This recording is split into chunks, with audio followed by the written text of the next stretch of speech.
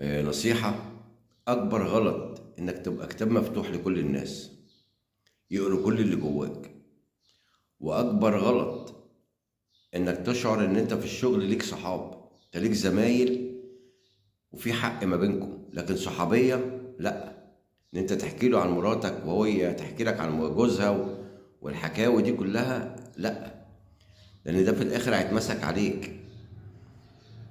والنصيحة الأخيرة: ما تحكيش كل حاجة في الشغل لزمايلك، لأن ممكن حد فيهم يصطاد لك غلطات ويحاربك بيها بعد كده.